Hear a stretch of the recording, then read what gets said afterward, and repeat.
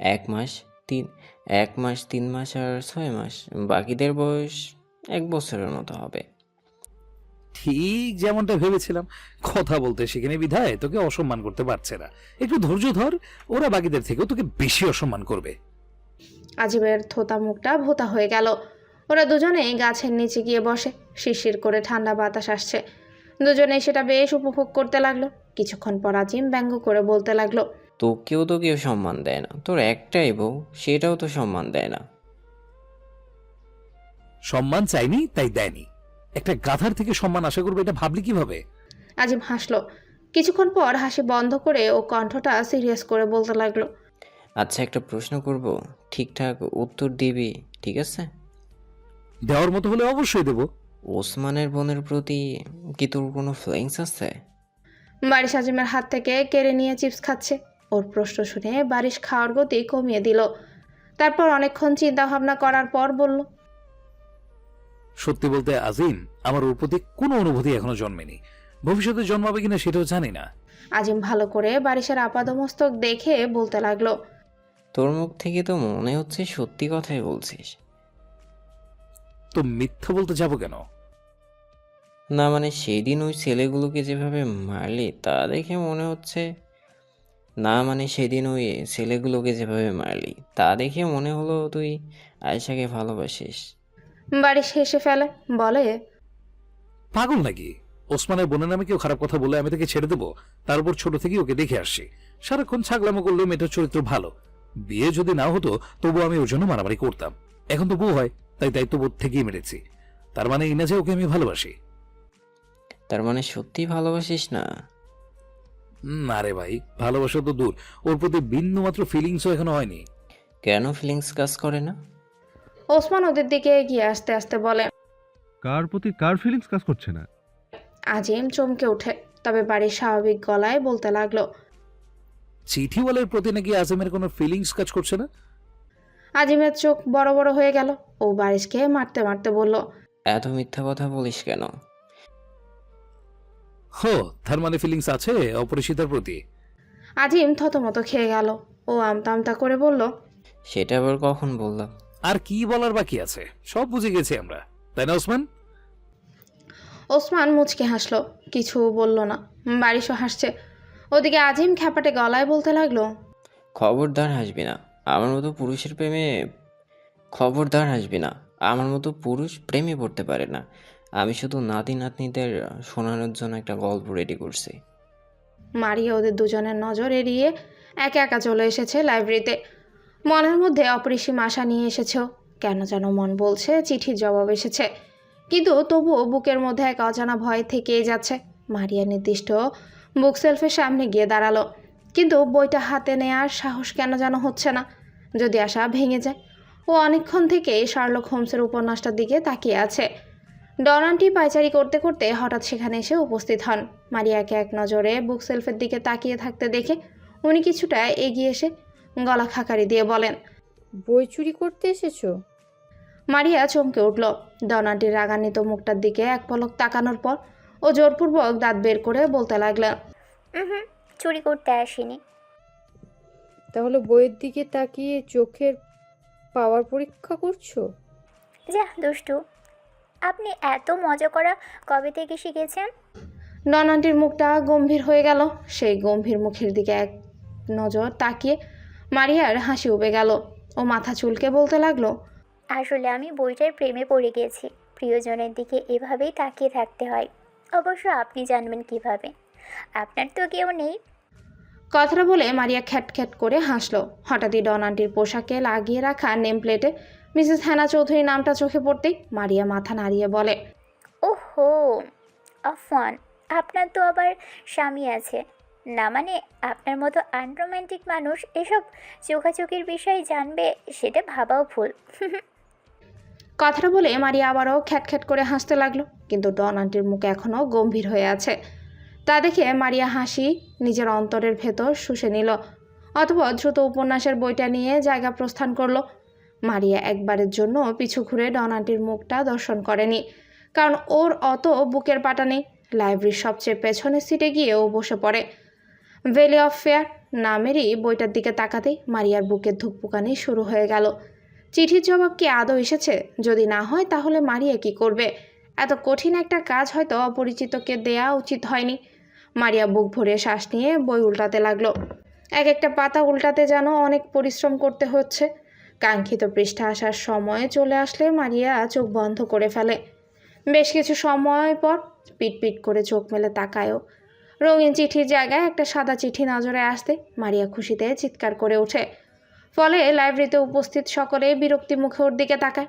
মারিয়া তৎক্ষণাৎ উঠে দাঁড়িয়ে সকলের থেকে মাফ চাইল। তবে ওর পুরো শরীর এখনও উত্তেজনায় কাঁপছে। কম্পিত শরীরে ও পুনরায় বসে পড়ে। তারপর কম্পিত হাতে চিঠির ভাঁজ খুলতে লাগে। চিঠির ভাঁজ খোলার পর ও পড়তে লাগে। অপরিচিতা, আমি ভেবেছিলাম হয়তো আপনার সাথে আর চিঠি বিনিময় হবে না। আমার ব্রেন খুব একটা ভালো না, তবুও কিভাবে যেন চিঠিটা খুঁজে পেলাম। আপনি কারণ জানতে চেয়েছিলেন, তাহলে শুনুন বলছি। যে মেয়ে শার্লক হোমসকে পছন্দ করে সে নিশ্চয়ই শার্লক হোমসের কোনো বইয়ের চিঠিটা রাখবে, তাই না? কিন্তু শার্লক হোমসের অনেক বই রয়েছে, এটা খুব একটা সহজ কাজ না। আমার জন্যও ছিল না। আমি ভাগ্যের উপরে ছেড়ে দিয়ে আমার সবচেয়ে পছন্দের বইটা বেছে নিয়েছিলাম। ভাগ্য সহায় ছিল তাই পেয়েছি। বাই দ্য ওয়ে, আপনি কি খেয়াল করেছেন আমার হাতের লেখা আর আপনার হাতের লেখার মধ্যে অনেকটা মিল? হাতের লেখার পাশাপাশি হয়তো মনেরও কোনো মিল আছে, তাই না? প্রশ্নগুলো রেখে গেলাম। ইতি অপরিচিত। চিঠি পড়ার পর মারিয়ার শরীরে উত্তেজনা দ্বিগুণ কাঁপতে থাকে। ও এতই কাঁপতে লাগলো যে ডন আন্টিকে চিন্তিত মুখে সেখানে উপস্থিত হতে হলো। উনি এসে ব্যস্ত গলায় বলতে লাগলো। তুমি ঠিক আছো? মারিয়া নিজের খুশিতে চিকচিক করা চোখ দুটো নিয়ে ডন আন্টির দিকে তাকায়। অতঃপর আদুরি গলায় বলতে লাগলো। ও, আপনার কণ্ঠ এত মিষ্টি কেন? আপনার কথা যেন সুরের মতো বাজছে আমার কানে। ডন আন্টি থতমত খেয়ে গেলেন, কিন্তু মারিয়া থামলো না। ও একের পর এক কমপ্লিমেন্ট ছুড়ে দিতে লাগে। সবশেষে ও অদ্ভুত এক কাণ্ড করে বসে। ও টুপ করে ডন আন্টির গালে চুমু খায় এবং বলতে লাগে। কি সুন্দর লাগছে আপনাকে। গালে লালা ভরিয়ে দেওয়ায় রাগ করবেন না? মহিলা জীবনে এত হতভম্ব কোনোদিন হয়েছিল বলে ওনার মনে পড়ছে না। উনি মনে মনে আর্তনাদ করেই বলতে লাগলেন। মেয়ে, তোমার নামে বৃদ্ধা নির্যাতনের প্লাস ইভটিজিংয়ের মামলা দেব আমি। আয়শা ক্লান্ত শরীরে এক পা করে হেঁটেই চলেছে। ওর মনটাও আজ অদ্ভুত এক কারণে ভীষণ খারাপ। ভার্সিটির ক্যাম্পাসে লাভঝাপ করার সময় একটা অপ্রত্যাশিতভাবে বারিশার আজিমের কথোপকথন ও শুনে ফেলেছে। বারিশ ওকে ভালোবাসে না, এটা তো জানা কথা। এই সামান্য বিষয়ে মন খারাপ করার মানেই হয় না। তবুও আয়শার মন খারাপ। আয়শার ভেতর থেকে এক সত্তা মন বলে উঠল। মন কেন খারাপ করছিস? তুই কি ওই গুন্ডাকে ভালোবেসে ফেলেছিস নাকি? আয়শা তৎক্ষণাৎ ব্যস্ত গলায় বলল। অসম্ভব, আমি ওনাকে ভালোবাসি না। সত্যি বলতে আমার আর ওনার একই অবস্থা। দুজনকে তো হুট করে বিয়ে দেওয়া হয়েছে, এখানে ভালোবাসার কথাটা আসছে কোত্থেকে? আয়শা ভেতর থেকে সত্তাটা বলে। সত্যি বারিশের আর তোর মনের অবস্থা একই? আয়শা তৎক্ষণাৎ জবাব দিতে পারে না। ওকে বেশ কিছুক্ষণ ভাবতে হলো। তারপরও বলতে লাগলো। আমি জানি না, তবে ওনার মুখে স্যারের মেয়ের নাম শুনলে আমার ভালো লাগে না। ভালো তো লাগেই না, পাশাপাশি মাথায় প্রচণ্ড রাগ চেপে যায়। আয়শার ভেতরে সত্তাটা হেসে বলে। ভালোবাসার প্রথম ধাপ হচ্ছে জেলাসি। যদি ব্যক্তিটাকে অন্য কোনো মেয়ের সাথে দেখলে খারাপ লাগা কাজ করে, তাহলে বুঝতে হবে দ্রুত ভালোবাসা নামক বেড়াজালে ফাঁসতে যাচ্ছিস তুই। আয়শা বিরোধিতা করে বলতে লাগলো। না না, আমি ওই গুন্ডার প্রেমে পড়তে পারি না। যার আমার প্রতি কোনো ফিলিংস নেই তাকে আমি ভালোবাসবো? নেভার। কত কিছুই তো করতে চাই না আমরা, তবুও তো হয়ে যায়। আমি জেলাস ফিল করি না, যতই হোক সে আমার স্বামী। তো তাকে অন্য মেয়ের সাথে সম্পর্ক রাখতে দেখলে মেজাজ তো খারাপ হবেই, এর চেয়ে বেশি কিছুই না। মনে মনে হেসে বলল। আসলেই কি তাই? হ্যাঁ অবশ্যই। নিজের মনকে একবার জিজ্ঞেস করে দেখি তো, সেও কি একই উত্তর দিচ্ছে? শুধু সম্পর্কের দোহাই দিয়ে মেজাজ খারাপ হচ্ছে নাকি অন্য কিছু? আয়শা চুপ হয়ে গেল। মনে মনেই হচ্ছে ভীষণ উত্তর। আয়শা স্বীকার করতে চায় না মনে মনে, কখনোই না। সত্তার সাথে ওর কথোপকথন হয়েছে মনে মনে, তাই আয়শা অন্যমনস্ক অবস্থায় হেঁটে চলেছে। যার ফলে হাঁটতে হাঁটতে যে ও রাস্তা ছেড়ে দূরে চলে গেছে সেটা খেয়ালই করেনি। ওর সামনে অনেকগুলো গাছ দণ্ডায়মান হয়ে দাঁড়িয়ে আছে, তবুও ও অন্যমনস্ক আয়শা সেদিকে এগিয়ে যাচ্ছে। ও যখন গাছের সাথে ধাক্কা খেতেই যাবে, ঠিক তখনই একটা বলিষ্ঠ হাত ওকে হ্যাঁচকা টানে দূরে সরিয়ে দিল। এতে করে আয়শা চমকে ওঠে। চৌকিতে নিজের হাতের দিকে তাকায়, যেখানে অন্য একটা হাতের অস্তিত্ব দেখা যাচ্ছে। আয়শা এবার সে হাতের মালিকের দিকে তাকায়। বারিশ গম্ভীর মুখে কাট কাট গলায় বলে, যেটা কাজে লাগাও না সেটা নিয়ে ঘোরো কেন? আয়শা হকচকিয়ে যাওয়া গলায় বলে, চোখ যদি কাজে নাই লাগাবে তাহলে দান করে দিলেই তো পারো। আচ্ছা, কালকে দান করে দেব। বারিশের ভ্রু কুঁচকে গেল। ও আয়শার হাত ছেড়ে দিয়ে বলল, গাছের সাথে কোলাকুলি না করে রাস্তার সাইড দিয়ে হাঁটতে থাকো। আয়শার সাথে সাথে হাঁটতে শুরু করে দিল। বারিশের কথাগুলোর অনেক টারা উত্তর দেওয়া যেত, কিন্তু আয়শা কিছুই বলল না। আজকে ঝগড়া করার মুড নেই। ওর দিকে এক পলক তাকানোর পর বারিশও ওর পাশে হাঁটতে লাগলো। দুজনের মাঝখানে ভালোই দূরত্ব। অনেকক্ষণ থেকে ওরা হাঁটছে, কিন্তু কারো মুখে কোনো কথা নেই। এমন একটা ভান করছে যেন কথা বললেই ওদেরকে জেলে ভরে দেওয়া হবে। নীরবতা হয়তো বারিশের সহ্য হচ্ছে না, তাই ও বলতে লাগলো, আচ্ছা গাধা, তোমার ভাই কি ঘুমের ঘোরেও পড়াশোনা করে? আয়শা উত্তর দিল, আমি কোনোদিন চেক করে দেখিনি, তবে আমাদের বাড়ির পেছনে থাকা জিনগুলো দেখে থাকতে পারে। আপনি চাইলে ওদের জিজ্ঞেস করতে পারেন। বারিশের মস্তিষ্কে কবরস্থানের চিত্র ভেসে উঠল।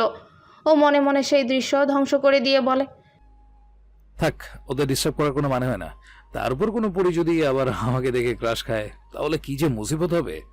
সমস্যা নেই, পরীরা সুন্দর আর ভদ্র ছেলের প্রেমে পড়ে। আপনি নিশ্চিন্তে থাকতে পারেন। আমাকে অপমান করলে? না তো, আমি শুধু এটা বলার চেষ্টা করলাম যে পরীরা বান্দরের প্রেমে পড়ে না। বারিশের মুখটা পোড়া বেগুনের মতো চুপসে গেল। ও গলা খাকারি দিয়ে বলল, গাধার ব্রেন যে খারাপ সেটা আজও প্রমাণ হয়ে গেল। অসংখ্য ধন্যবাদ এত প্রশংসা করার জন্য। আল্লাহ আপনার মঙ্গল করুক। বারিশ যার পরনায় অবাক হয়ে গেল। এই মেয়ের আচরণ আজ ওর কাছে একদম স্বাভাবিক লাগছে না। নিজের কৌতূহল দমানোর জন্য ও বলে উঠল, এই কি হয়েছে বলো তো? আয়শা স্বাভাবিক গলায় বলল, রাস্তা জ্যাম হয়েছে, তবে সমস্যা নেই, আমরা ফাঁক ফকর দিয়ে হেঁটে যেতে পারবো। গাধা, রাস্তার কথা কে বলেছে? তোমার কি হয়েছে সেটা বলো। আয়শা নিজের হাত চুলকে বলতে লাগলো, অ্যালার্জি হয়েছে, আজ সকালে ইলিশ মাছ খেয়েছি তো তাই হয়তো। বারিশ দাঁতে দাঁত চেপে বলল, গাধার গাধা, তুমি এইভাবে কথা বলছো কেন? কেউ কিছু বলেছে? সানি আন্টি পিটিয়েছে? না তো, আমার কণ্ঠটা মনে হয় আজ একটু কাকের মতো হয়ে গেছে। কালকে অনেকক্ষণ গোসল করেছি তো তাই হয়তো। সে তো তোমার কণ্ঠ জন্মের পর থেকেই কাকের মতো। ও তাই? আমি ভেবেছিলাম কোকিলের মতো। যাক, কোনো ব্যাপার না। এই যে, এইটাই হচ্ছে সমস্যা। তুমি সব কথা এইভাবে মেনে নিচ্ছ কেন? কি হয়েছে? আমি তো ভালো হয়ে গেছি। তো খারাপ ছিলে কবে?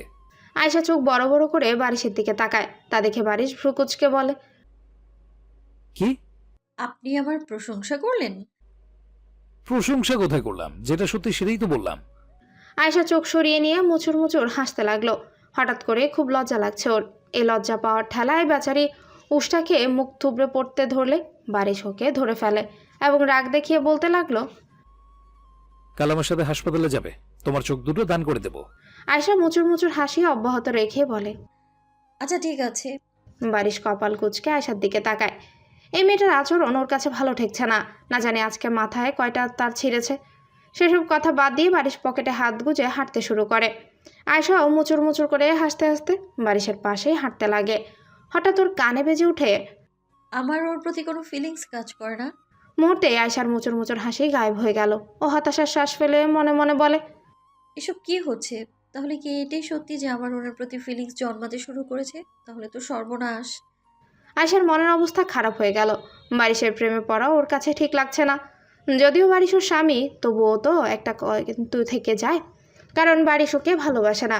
ভবিষ্যতে যে বাসবে তারও কোনো গ্যারান্টি নেই। তার উপর বারিশ সেদিন ফোনে বলেছিল 1 বছরেরই তো ব্যাপার। তার মানে স্যারের মেয়ের সাথে বিয়ের করার আর 1 বছর বাকি আছে। এই অবস্থায় আয়শা কিভাবে প্রেমে পড়তে পারে? না, মাথা কাজ করছে না। আয়শার হাসফাস শুরু হয়ে গেল। ও আর চোখে বারিশের দিকে তাকায়। এক পাশ দিয়ে গুন্ডাকে আরও বেশি সুদর্শন লাগছে। আয়শা চেষ্টা করে ও চোখ সরাতে পারছে না। মন ভরে দেখতে লাগলো, যার ফলস্বরূপ এবারও মুখ থুবড়ে পড়ে গেল। বারিশ আটকানোর সুযোগই পায়নি, কারণ ও দেখেইনি। ওর নিজের মতো করে হাঁটতে থাকছে। হঠাৎ পাশ ফিরে তাকিয়ে দেখে আয়শা নেই। তৎক্ষণাৎ আশেপাশে তাকিয়ে আয়শাকে খুঁজতে লাগলো। হঠাৎ পেছন ফিরে তাকিয়ে দেখে আয়শা পড়ে গিয়ে দাঁত বের করে হাসছে। বাড়ি দীর্ঘশ্বাস ফেলে ওকে গিয়ে উঠায়। তারপর নিজের হাত বাড়িয়ে দিয়ে বলল, আমার হাত শক্ত করে ধরে হাঁটতে থাকো, নয়তো এভাবে ঠাস ঠাস করে শুধু পড়তেই থাকবে। আয়শা হাত ধরলো না, তা দেখে বারিশ ধমক দিয়ে বলল। কি হলো, ধরছো না কেন? ওর ধমকে আয়শা ঘাবড়ে গিয়ে সাথে সাথে ওর হাত শক্ত করে আঁকড়ে ধরে। তারপর দুজনেই হাঁটতে লাগে। আয়শার বুকটা ধুকপুক করছে। ও বক্র চোখে আবারও বারিশের দিকে তাকায়। নিজের অন্য হাত নিজের হৃৎপিণ্ডের উপরে রেখে ও মনে মনে বলতে লাগলো। ফেঁসে গেছি আমি, না চাইতেও যে প্রেমে পড়ে গেলাম। বারিশ কাট কাট গলায় বলল। গাধা, সামনে তাকাও, চোখ দুটো কাজে লাগাও। আয়শা লজ্জা পেয়ে চোখ সরিয়ে নেয়। কিছুক্ষণের মধ্যে ওরা নিজেদের মহল্লায় ঢুকে পড়ে। বর্ষাদের বাড়ির সামনে এসে দুজনেই থেমে গেল। বীরের অবস্থা একটু দেখে যাওয়া ভালো। গেট খুলে দুজনেই ভেতরে প্রবেশ করে। বর্ষা রান্না করছিল। ভাই আর ভাইয়ের বউকে দেখে মিষ্টি হেসে বলে। বাড়ির সোফার উপর বসেই বলতে লাগলো। হ্যাঁ বউ, এক গ্লাস ঠান্ডা পানি দাও তো, গলা শুকিয়ে গেছে। বর্ষার সাথে সাথে এক গ্লাস পানি এনে দিল। বারিশ পানি খেতে লাগে। সেই পানি খাওয়ার দৃশ্য দেখেও আয়শার বুকের ধুকপুকানি উঠে যায়। কাউকে পানি খাওয়ার সময় এত সুন্দর লাগে, এসব মেনে নেওয়া যায় না তো। তাই আয়শা নিজেই নিজের গালে একটা চড় মারে। সেই চড়ের শব্দে দু ভাই বোন হতবাক চোখে ওর দিকে তাকায়। ওদের চাহনি দেখে আয়শা লজ্জা পেয়ে গেল। 32 পাটি দাঁত বের করে বলে। মশা মশা ছিল। বর্ষা হতভম্ব গলায় বলল। আয়শা প্রশ্নের হাত থেকে বাঁচার জন্য দাঁত কেলিয়ে বলে। আমি বীরের কাছে যাই। কথাটা বলেও তুফানের গতিতে বীরের রুমের দিকে চলে গেল। আর এদিকে বারিশ বর্ষা আহাম্মক হয়ে ওর গমন পথের দিকে তাকায় এবং একে অপরের মুখের দিকে তাকিয়ে বলে। বীর নিজের ছোটোখাটো শরীরে ছোটোখাটো একটা লুঙ্গি পরে সেটা সামনের দিকে উঁচু করে ধরে ক্যাতর ক্যাতর করে হাঁটছে। বেচারা শান্তিমতো হাঁটতেও পারছে না। অনেকক্ষণ শুয়েছিল। এত সময় তো শুয়ে থাকতেও ভালো লাগে না। তাই ও পুরো রুম ব্যাপী ক্যাতর ক্যাতর করে হেঁটেই চলেছে। ওর হাঁটা চলার মাঝে আয়শা রুমে প্রবেশ করে। উচ্ছ্বাসিত গলায় বলতে লাগলো।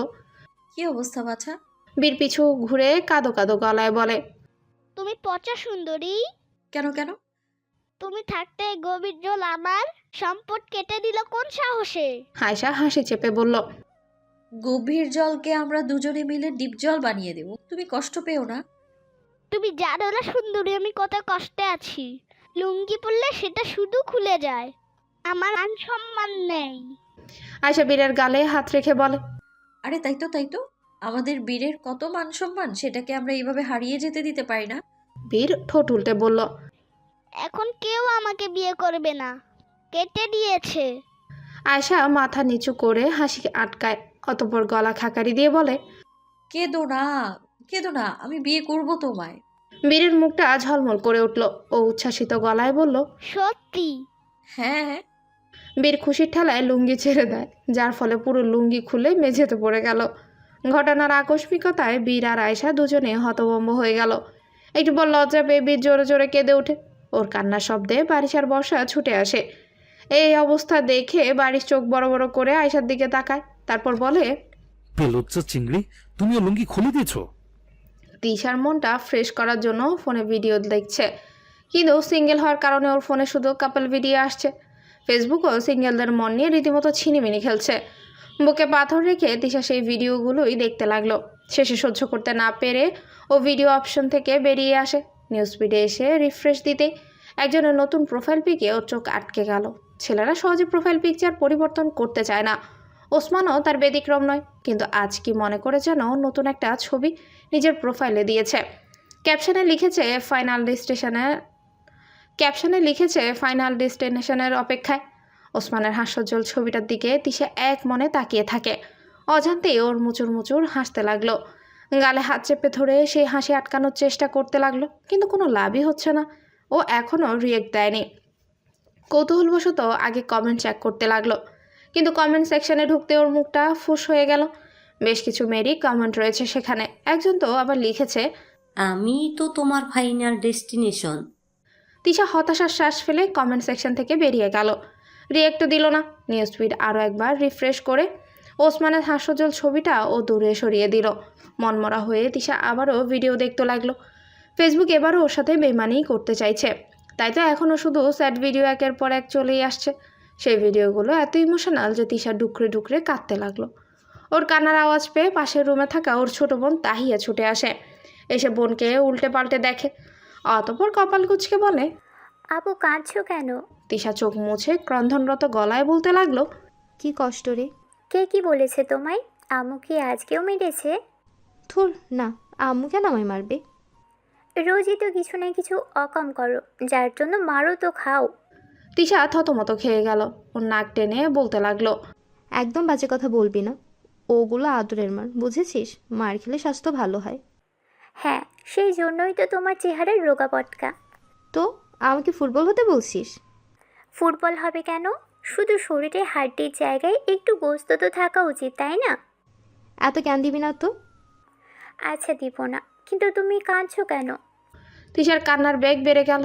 ও কাঁদতে কাঁদতে বলল, এত কষ্টের ভিডিও কি আর বলবো, মানুষের কত কষ্ট রে। তাহিয়া আহাম্মক হয়ে বোনের দিকে তাকায়। ও হাই তুলতে তুলতেই বলে, তোমার এত নাটক কে সহ্য করবে? কেন, তুই করবি? আমারও তো ঠেকা পড়েনি। তোমার না হওয়ার স্বামীকে গিয়ে বলো। কথাটা বলে তাহিয়া চলে যেতে ধরে। তিশা ওকে আটকে দিয়ে বলতে লাগলো, আয় দুজনে ভিডিও দেখি। আমার শখ নেই, আমার চোখের পানি এত সস্তা না। তুমি দেখো আর কাঁদো। তাহিয়া দরজা ফেরানোর চেষ্টা করলেই তিশা গিয়ে ওকে পেছন থেকে জড়িয়ে ধরে বিছানায় নিয়ে যায়। তারপর ওকে এক হাত দিয়ে ঠেসে ধরে ভিডিও দেখাতে শুরু করে। প্রথমে পালানোর চেষ্টা করলেও পর মুহূর্তে তাহিয়া ভিডিও দেখতে শুরু করে। কতক্ষণ সময় পেরিয়ে গেছে সেটাও দুবোন জানা না, কিন্তু এবার দুজনেই ডুকরে কাঁদছে আর ভিডিও দেখছে। ওদের দুবোনের কান্নার আওয়াজ রুমের বাইরে চলে যায়। ওদের মা চিন্তিত মুখে ছুটে আসেন। এসে ব্যস্ত গলায় বলেন, কি হয়েছে? দুজনে কাঁদছো কেন? তিশা আর তাহিয়া সর্দি মুছে কাঁদতে কাঁদতে বলে, আম্মু এত কষ্ট কেন? আয়শা বর্ষার বাড়িতে যে লজ্জাটা পেয়েছে সেটা এখনও কাটিয়ে উঠতে পারেনি। এভাবে যে অপমান করা যায় সেটা বারিশকে না দেখলে বোঝা যেত না। তখন বহু কষ্টে বীরের কান্না থামানো গেছে, আর আয়শাও নিজেকে নির্দোষ প্রমাণ করার যথাসাধ্য চেষ্টা করেছে। লজ্জা কাটানোর জন্য ও ফেসবুকে লগ ইন করে। শুরুতে নিজের ভাইয়ের প্রোফাইল পিকচার দেখে ও মুখ ভেঙচি দিয়ে বলে, কি ঢং! চ্যাংড়া মানুষের এত ঢং কোথা থেকে আসে? মুখ ভেঙচি টেংচি কাটার পর আয়শা প্রথমে ওর ছবিতে একটা হাহারি এক দিল, তারপর কমেন্ট করলো। একদম গাধার মতো সুদর্শন লাগছে। কমেন্টটা করার 3 সেকেন্ডের মধ্যে ওর কমেন্টে একটা হাহা রিয়েক্ট পড়ে আর 3টা অ্যাংরি রিয়েক্ট। অ্যাংরি রিয়েক্ট দিয়েছে 3জন ভিন্ন ভিন্ন রমণী, আর হাহা দিয়েছে আয়শার নিজস্ব স্বামী। একটু পরেই বারিশ রিপ্লাই দিল, নিজের চেহারার প্রশংসা ভাইয়ের ছবির কমেন্টে এসে করার তো কোনো মানে দেখি না। আয়শার মুখটা চুপসে গেল। ও তৎক্ষণাৎ আয়নার সামনে গিয়ে নিজেকে দেখে। কিছুক্ষণ দেখার পরও বিড়বিড় করে বলে, আমি কি আসলেই গাধার মতো দেখতে? সেই জন্যেই কি আমার প্রতি ওনার কোনো ফিলিংস নেই? কথাটা নিজের মস্তিষ্কে প্রেরণ হতে আয়শা নিজেই নিজের কথার বিরোধিতা করে বলতে লাগলো, মোটেও না। আর উনি আমার প্রতি ফিলিংস থাক বা না থাক তাতে আমার কি? হঠাৎ ফোনের নোটিফিকেশনের শব্দ পেয়ে আয়শা আয়না থেকে দূরে সরে যায়। ফোন হাতে নিয়ে দেখে এংরি রিয়েক্ট দেওয়া সেই 3 রমণী ওকে গালিগালাজ করে ধুয়ে দিচ্ছে, শুধুমাত্র ওসমানকে গাধা বলার অপরাধে। একজন তো বলেছে, সুন্দর ছেলের মনোযোগ আকর্ষণ করার জন্য এসব ফালতু কমেন্টস করিস? বেয়াদব বেহাইয়া অসভ্য মেয়ে কোথাকার। আয়শা তা দেখে খ্যাটখ্যাট করে হাসতে লাগলো। ও বেশ কিছুক্ষণ হাসার পর ওসমানের রুমে গেল। তারপর বলতে লাগলো, কি রে ভাইয়া, তোমার এত গার্লফ্রেন্ড আছে তা তো জানতাম না। ওসমান ভ্রুকুচকে বলে, বাজে কথা বললে ঠাটিয়ে চড় মারবো। ওসব করার সময় আমার নেই। তাহলে এরা কারা? আইডি পাবলিক করা, যে কেউ কমেন্ট করতে পারবে।